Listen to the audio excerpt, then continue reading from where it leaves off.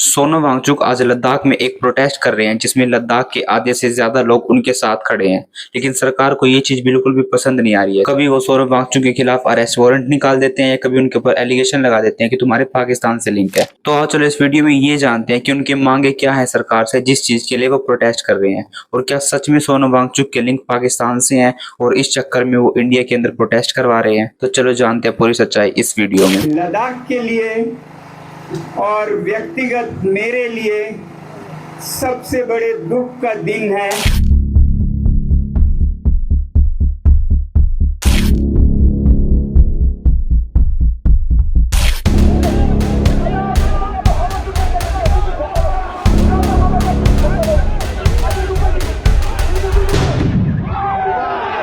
अगर हमें इस प्रोटेस्ट के बारे में डिटेल में जानना है तो हमें लद्दाख की हिस्ट्री के बारे में जानना पड़ेगा थोड़ा सा। लद्दाख, जिसे छोटा तिब्बत भी कहा जाता है, तिब्बत से लद्दाख का एक डीप कल्चर और रिलीजियस कनेक्शन है। लद्दाख के अंदर मेजॉरिटी पॉपुलेशन बुद्धिस्ट लोगों की है और तिब्बत के थ्रू ही लद्दाख में बुद्धिज्म आया था। लद्दाख के अंदर ऐसी 3 बड़ी मोनेस्ट्रीज हैं जो कि ये दिखाती हैं कि लद्दाख का कनेक्शन सीधा सीधा तिब्बत से है। और वो जो 3 मोनेस्ट्रीज हैं वो हैं एल्ची मोनेस्ट्री, हेमिस मोनेस्ट्री और लामायूर मोनेस्ट्री। जो लामायूर मोनेस्ट्री है वो लद्दाख की सबसे पुरानी मोनेस्ट्री है जो कि 11वीं सेंचुरी में बनाई गई थी और ये तिब्बत के ड्राइकंग काग्यू ट्रेडिशन से एसोसिएटेड है। और जो अल्ची मोनेस्ट्री है वो इसलिए क्योंकि जो अल्ची मोनेस्ट्री की दीवारें हैं उनके ऊपर जो पेंटिंग बनाई गई है, स्कल्पचर्स बनाए गए हैं, वो तिब्बतन बुद्धिस्ट को फॉलो करता है। और हेमिस मोनेस्ट्री इसलिए क्योंकि जब हेमिस फेस्टिवल आता है तो तिब्बत के लोग और लद्दाख के लोग साथ मिलकर उस मोनेस्ट्री में उसको सेलिब्रेट करते हैं। पुराने टाइम में लद्दाख का रूट इतना स्ट्रेटेजिक था कि वो सेंट्रल एशिया और तिब्बत को साउथ एशिया से जोड़ता था। लद्दाख से कश्मीर और सेंट्रल एशिया में अनाज, कपड़े और हैंडीक्राफ्ट चीजें जाती थी जो कि लद्दाख की इकोनॉमी को काफी फायदा पहुंचाती थी। 15वीं सेंचुरी से लद्दाख पे नमग्याल डायनेस्टी ने राज किया था, लेकिन ये चीज जो डोगरा डायनेस्टी कश्मीर में थी उसको बिल्कुल पसंद नहीं था। उस टाइम के कश्मीरी रूलर्स को ये पता था कि अगर लद्दाख को वो कब्जे में कर लेते हैं, लद्दाख एक सबसे बड़ा सिल्क रूट सेंट्रल हब है, अगर उसको कब्जे में कर लिया तो उनकी इकोनॉमी को भी काफी बड़ा फायदा होगा। मतलब अगर वो लद्दाख को कब्जे में कर लेते हैं तो उनको इकोनॉमिक फायदा भी है और स्ट्रेटेजिकल फायदा भी है। तो 19वीं सेंचुरी में लद्दाख पे राज कर रहे थे शेपाल नमग्याल। उनको पता था कि कश्मीर के रूलर्स उनके ऊपर कभी भी अटैक कर सकते हैं, तो उन्होंने लद्दाख के फोर्ट्स को, मोनेस्ट्रीज को गार्ड करने के लिए सिक्योरिटी भिजवा दी थी, क्योंकि उनको पता था कि कश्मीर की आर्मी उनकी आर्मी से काफी बड़ी है। और जो लद्दाख के अंदर छोटी छोटी बस्तियां थी, कस्बे थे, उनके अंदर जाके उन्होंने लोगों को बता दिया कि कश्मीर की आर्मी उनके ऊपर कभी भी अटैक कर सकती है। उन कस्बों में उन्होंने छोटी छोटी आर्मी बनाई जो कि उनका मुकाबला कर सके, और वो आर्मी लोकल लोगों की थी। लेकिन कश्मीर में डोगरा डायनेस्टी के पास एक वेल ट्रेंड आर्मी थी जिसको लीड कर रहे थे जोरावर सिंह। जोरावर सिंह ने एक प्लान बनाया, जो लद्दाख की बड़ी बड़ी पहाड़ियां थी उनको अच्छे से स्टडी किया और स्टडी करने के बाद लद्दाख के फोर्स पर अटैक कर दिया। लद्दाख की आर्मी डिफेंसिव और लोकलाइज थी जो कि कश्मीर की आर्मी के सामने नहीं टिक पाई थी। तो कश्मीर की आर्मी ने पहले उनके फोर्स पर अटैक किया, फिर लोकलाइज लोगों पर अटैक किया और ऐसे कर करके उन्होंने पूरे रीजन पर कब्जा कर लिया। और इस तरह लद्दाख जम्मू कश्मीर के अंडर आ चुका था। और 19वीं सेंचुरी आखिरी टाइम था जब नमग्याल डायनेस्टी ने लद्दाख पे राज किया था। फिर कुछ साल बाद यानी 1947 को देश आजाद हुआ और आजाद होने के बाद कश्मीर को इंडिया के अंदर शामिल कर लिया गया। जम्मू और कश्मीर उस टाइम तक एक प्रिंसली स्टेट थे, उनको शामिल कैसे किया गया था इसके ऊपर भी एक पूरी स्टोरी है जो कि मैंने इस वीडियो में समझा रखी है। अगर आपको पूरी देखनी है तो डिस्क्रिप्शन में उसका लिंक है, वहां जाके चेक करना। जैसे ही जम्मू और कश्मीर भारत के अंदर शामिल हुए, लद्दाख भी उस टाइम जम्मू कश्मीर का हिस्सा था, तो वो डायरेक्टली इंडिया के अंदर शामिल हो गया था। लेकिन लद्दाख के लोग ये नहीं चाहते थे कि वो कश्मीर के साथ शामिल हो, क्योंकि कश्मीर और लद्दाख के लोगों की पहचान अलग अलग है और लद्दाख के लोगों को लगता है कि कश्मीर की पॉलिटिक्स के कारण उनकी आवाज को दबाया जा रहा है, क्योंकि पॉलिटिक्स में उनका कोई भी रिप्रेजेंटेटिव नहीं है। और इस वजह से लद्दाख के लोगों में पहचान को लेकर एक आइडेंटिटी क्राइसिस आया, जिसमें उनको लगने लगा कि कश्मीर के लोगों के साथ रह रहकर उनकी अपनी पहचान खत्म हो जाएगी। जब जम्मू और कश्मीर को भारत के अंदर शामिल किया गया तो लोकल लीडर्स और कुछ रूलर्स ये चाहते थे कि इंडिया के रूल्स कश्मीर के अंदर ना अप्लाई हो, क्योंकि वहाँ की मेजोरिटी पॉपुलेशन मुस्लिम लोगों की थी। अगर इंडिया के लोग कश्मीर में आके रहेंगे तो उनकी आइडेंटिटी को काफी खतरा है।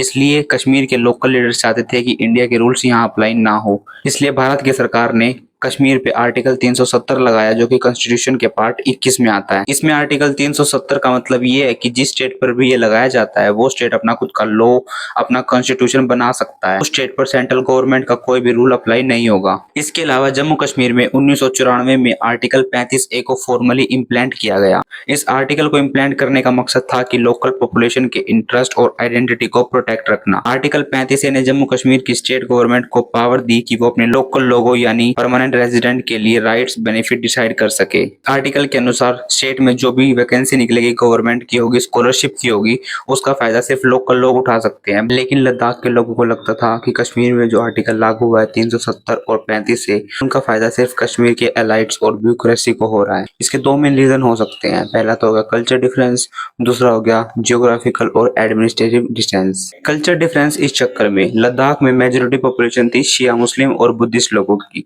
और कश्मीर में थे सारे सुन्नी मुस्लिम्स। लेकिन टोटल पॉपुलेशन में सबसे ज्यादा पॉपुलेशन थी सुन्नी मुस्लिम्स की।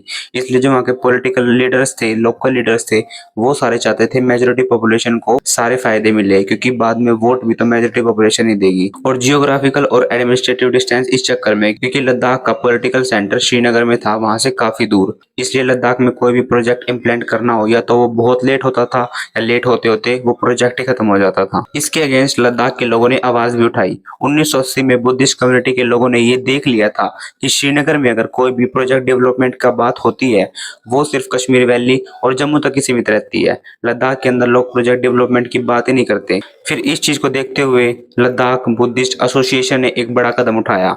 उन्होंने एक आंदोलन स्टार्ट किया 1989 में। उसके अंदर सारे बुद्धिस्ट लोग थे, बड़े लीडर्स थे बुद्धिज्म के। उन्होंने सरकार से मांग की कि लद्दाख को एक यूनियन टेरिटरी बना दिया जाए। अगर लद्दाख को एक यूनियन टेरिटरी नहीं बनाया गया तो धीरे धीरे लद्दाख की अपनी पहचान ही खत्म हो जाएगी, लोगों की अपनी कोई आइडेंटिटी नहीं बचेगी, उनको कश्मीर के अंदर शामिल कर लिया जाएगा। उस टाइम लद्दाख बुद्धिस्ट एसोसिएशन के प्रेसिडेंट थे कुशोक बकुला रिम्पोचे। ये एक स्पिरिचुअल पॉलिटिकल लीडर थे। जब इन्होंने इस आंदोलन में भाग लिया तो सरकार के ऊपर प्रेशर पड़ा और उन्हें इस चीज के ऊपर एक्शन लेना पड़ा। प्रोटेस्ट को शांत करने के लिए 1989 में सरकार ने एक कॉम्प्रोमाइज फॉर्मूला निकाला, जिसके अंदर उन्होंने डिसाइड किया कि लद्दाख को पूरी तरह की यूनियन टेरिटरी नहीं बनाया जाएगा, लेकिन उनको एक ऑटोनोमस हिल काउंसिल मिलेगा, जिसके अंदर उनका एक लोकल रिप्रेजेंटेटिव होगा जो अपने डिसीजंस और प्रोजेक्ट डेवलपमेंट के लिए डिसीजन ले सकता है। सरकार ने इसको नाम दिया LAHDC, लद्दाख ऑटोनोमस हिल डेवलपमेंट काउंसिल। लद्दाख ऑटोनोमस हिल डेवलपमेंट काउंसिल पहले लागू किया गया 1989 में लेह में, उसके बाद कारगिल में। काउंसिल में इलेक्टेड कोई भी रिप्रेजेंटेटिव होता, उसके पास ये पावर होती कि वो अपने एरिया के लिए बजट, स्कूल, हेल्थ की फैसिलिटी के लिए डिसीजन ले सके। लद्दाख ऑटोनोमस हिल डेवलपमेंट काउंसिल से लद्दाख को अपना एक एरिया लोकल रिप्रेजेंटेटिव तो मिल गया था, लेकिन उनके सामने अभी भी एक बड़ी दिक्कत थी। जब भी किसी प्रोजेक्ट डेवलपमेंट के लिए उन्हें अगर पैसा चाहिए था तो वो अभी भी श्रीनगर और स्टेट गवर्नमेंट के हाथ में था, और वो उनको उतना ही पैसा देती थी जितना इंपॉर्टेंट इंफ्रास्ट्रक्चर को डेवलपमेंट करने में लगता है। और लद्दाख के छोटे छोटे इशू होते थे, उनको सोल्व करने के लिए जो इंफ्रास्ट्रक्चर के लिए पैसा आता था वो पैसा वहां लग जाता था, इंफ्रास्ट्रक्चर के लिए बचता ही नहीं था। इसलिए साल 2000 तक लद्दाख बुद्धिस्ट एसोसिएशन ने फैसला उठाया कि वो सरकार से सीधा डिमांड करेंगे कि उन्हें जम्मू और कश्मीर से बिल्कुल अलग कर देना चाहिए, क्योंकि उस टाइम लद्दाख के इंफ्रास्ट्रक्चर की हालत बहुत खराब हो चुकी थी। साल 2000 से 2018 तक लद्दाख के लोग ऐसे प्रोटेस्ट करते रहे, लेकिन उनकी बातें नहीं सुनी। लेकिन साल 2019 में सरकार ने लद्दाख के लोगों की आवाज को सुना और जो आर्टिकल 370 था उसको कश्मीर से हटा दिया गया, और जम्मू कश्मीर को 2 यूनियन टेरिटरी में बांट दिया गया, जिसमें एक थी जम्मू कश्मीर की और दूसरी थी लद्दाख। लद्दाख के लोग पहले तो इस चीज से बिल्कुल खुश थे। जब उनको बाद में ये पता चला कि उनको एक यूनियन टेरिटरी का स्टेटस तो मिला है, लेकिन वो यूनियन टेरिटरी विदाउट लेजिस्लेट का मिला है, मतलब लद्दाख की कोई इलेक्टेड असेंबली नहीं होगी जैसे दिल्ली और बाकी स्टेट्स की होती है। इलेक्टेड असेंबली का मतलब वहाँ कोई भी वोटिंग नहीं होगी, कोई लीडर नहीं चुन सकता अपना, उनका अपना कोई रिप्रेजेंटेटिव नहीं होगा। इसलिए उनके इश्यू और एडमिनिस्ट्रेटिव को सीधा दिल्ली से हैंडल किया जाएगा, जिससे एजुकेशन सेक्टर और टूरिज्म सेक्टर पर ज्यादा फोकस किया जाएगा। सरकार का एक रीजन ये भी था कि लद्दाख का बॉर्डर चाइना से लगता है, अगर कभी भी वार की सिचुएशन हुई तो तुरंत एक्शन लिया जा सके। लेकिन लद्दाख के लोगों को अब एक चीज का पता चल चुका था कि पहले श्रीनगर के ब्यूरोक्रेट्स और पॉलिटिशियंस शामिल थे उनके डिसीजन मेकिंग में, और अब दिल्ली के होंगे। फिर 2023 में सोनम वांगचुक ने इस चीज के ऊपर प्रोटेस्ट करना स्टार्ट किया। उन्होंने सरकार से सीधा मांग की कि पहले तुमने लद्दाख की सारी डिसीजन मेकिंग श्रीनगर के हाथ में दी और अब दिल्ली के हाथ में। तुमने यूनियन टेरिटरी तो बनाई पर यूनियन टेरिटरी विदाउट लेजिस्लेट बनाई। उन्होंने सरकार से सीधा मांग की कि तुम लद्दाख को 6th शेड्यूल के अंडर लेके आओ, जैसे नॉर्थ ईस्ट के ट्राइबल एरियाज हैं। सोनम वांगचुक जिस 6th शेड्यूल की बात कर रहे थे, 6th शेड्यूल एक इंडिया की कॉन्स्टिट्यूशन का स्पेशल प्रोविजंस है जो ट्राइबल एरियाज को सेल्फ गवर्नेंस और प्रोटेक्शन देता है। इसका मेन पर्पस होता है कि ट्राइबल एरियाज अपने लैंड कल्चर को प्रिजर्व करके रख सकें, और अगर किसी स्टेट पर ये 6th शेड्यूल कॉन्स्टिट्यूशन लगता है तो उस स्टेट के अंदर कोई भी गवर्नमेंट इंटरफेरेंस नहीं कर सकती। ये प्रोविजन स्पेशली उन एरियाज के लिए डिजाइन किया गया था जहाँ जियोग्राफिकली आइसोलेटेड और कल्चरली डिस्टिंक्ट पॉपुलेशन रहती है, जैसे नॉर्थ ईस्ट के स्टेट असम, मेघालय, मिजोरम और त्रिपुरा। इस शेड्यूल के अंदर या तो एरियाज को ऑटोनोमस डिस्ट्रिक्ट काउंसिल दी जाती है या रिलीजियस काउंसिल दी जाती है, जिससे वो लॉज डिसाइड कर सके, लैंड एक्विजिशन डिसाइड कर सके, डेवलपमेंट के लिए डिसीजन ले सके।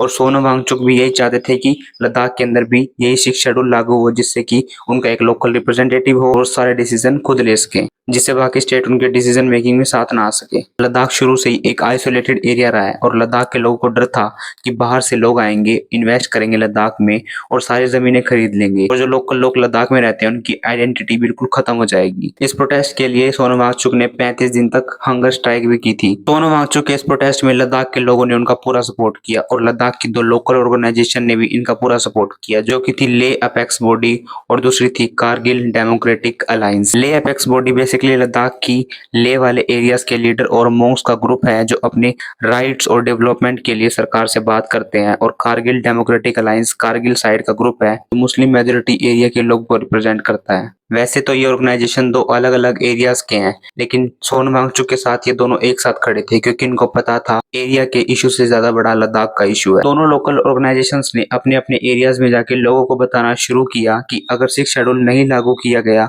तो उनकी जमीन भी खतरे में है, उनकी फ्यूचर भी खतरे में है, क्योंकि अगर बाहर से लोग इन्वेस्टमेंट करने के लिए लद्दाख के अंदर आएंगे तो उनकी नौकरियां भी खत्म हो जाएगी। उन्होंने मोनेस्ट्रीज में जाके, स्कूल में जाके यूथ को भी बताया। यूथ ने ये चीजें इंटरनेट पे स्प्रेड किया, जिससे कि पूरी दुनिया में प्रोटेस्ट के बारे में लोगों को पता लगने लगा। जैसे जैसे ले और कारगिल में प्रोटेस्ट का मोमेंटम बढ़ता रहा तो सरकार ने प्रिकॉशन के नाम पर वहां पर धारा 144 लगा दी, और इस धारा 144 का लगाने का मतलब है कि वो प्रोटेस्ट लोगों को तंग करने के लिए किया जा रहा है। लेकिन सोनम वांगचुक का ये इरादा बिल्कुल भी नहीं था, क्योंकि उनका प्रोटेस्ट बिल्कुल शांति से जा रहा था। लेकिन जब धारा 144 लगने लगी तो लद्दाख के लोगों को यह पता चल गया था कि सरकार उनकी आवाज को दबाने की कोशिश कर रही है। प्रोटेस्ट साइट पे लोगों को उठाकर वहां पे सिक्योरिटी खड़ी कर दी गई, फोर्सेस को बुला के खड़ा कर दिया गया। फिर अचानक से एक खबर आती है कि एक्टिविस्ट सोनम वांगचुक को गिरफ्तार कर लिया गया है। पूरे सोशल मीडिया पर, न्यूज चैनल पर सिर्फ एक ही खबर थी कि सोनम वांगचुक को अरेस्ट कर लिया गया है। इस चीज को देखकर जो पॉलिटिकल पार्टीज थी उन्होंने भी अपने बयान देने शुरू किए। उन्होंने कहा इंडिया एक डेमोक्रेटिक कंट्री है और ऐसे किसी की आवाज दबाना एक डेमोक्रेटिक कंट्री में नहीं होना चाहिए। राहुल गांधी ने कहा कि लद्दाख को यूनियन टेरिटरी बनाया गया था कि लोगों की आइडेंटिटी बची रहे, और आज लद्दाख के लोग ही अपनी आइडेंटिटी के लिए सड़कों पर हैं। सोनम वांगचुक के अरेस्ट के बाद उनके सपोर्टर्स ने एक स्ट्रेटेजी अपनाई। उन्होंने देखा कि सोशल मीडिया पर काफी लोग एक्टिव हैं, तो उन्होंने इस प्रोटेस्ट के बारे में लोगों को बताना शुरू किया। सोशल मीडिया पर, इंस्टाग्राम पे शॉर्ट्स वीडियो डाली, फेसबुक पे डाली, यूट्यूब पे डाली, जो कि काफी वायरल हुई। ट्विटर पे सोनम वांगचुक का हैशटैग ट्रेंड करने लगा, और वायरल होने के बाद लोगों को साफ साफ दिखने लगा कि सरकार सोनम वांगचुक की आवाज को दबाने लग रही है, और जितने लोग उनके प्रोटेस्ट साइट पर साथ थे उसे 10 गुना लोग अब सोशल मीडिया पे उनके साथ थे। कुछ लीडर्स ने यहाँ तक कह दिया था कि सोनम वांगचुक के लिंक पाकिस्तान से है और उन्हें पाकिस्तान से इन्फ्लुएंस किया जा रहा है, और इस चक्कर में वो इंडिया में प्रोटेस्ट कर रहे हैं। लीडर्स ने ये बात 2 रीजन के कारण कही थी। पहला रीजन था सोनम वांगचुक की जो कंपनी थी उसको बाहर से इन्वेस्टमेंट कर रहा था एक ऐसा बंदा जो बातें करता है एंटी इंडिया के बारे में, और इसका दूसरा रीजन था फरवरी 2025 में सोनम वांगचुक पाकिस्तान गए थे,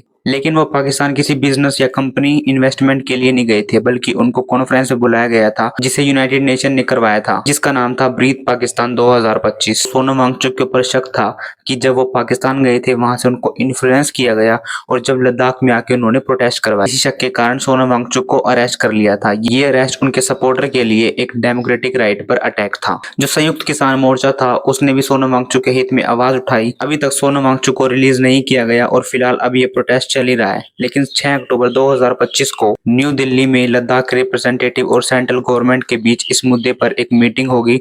होप की मीटिंग में कुछ अच्छा सॉल्यूशन निकले। सोनम वांगचुक भी शायद गलत नहीं थे, अगर वो नहीं उठाते तो मुद्दे दबे के दबे रहते और फ्यूचर में क्या पता एक भयंकर तरीके से उभर कर आते। तो मेन रीजन ये था सोनम वांगचुक का प्रोटेस्ट करने का कि वो चाहते थे कि लद्दाख के अंदर 6 शेड्यूल अप्लाई किया जाए, जिससे कि उनका स्टेट एक आइसोलेटेड रहे, वहाँ उनका अपना एक लोकल रिप्रेजेंटेटिव हो, उनके कानून के बारे में, उनकी जमीन के बारे में खुद रिप्रेजेंटेटिव उनका डिसीजन ले सके, कोई दूसरा स्टेट उनके बीच में ना आ सके। तो आज की वीडियो यहीं तक, मिलते हैं किसी और वीडियो में।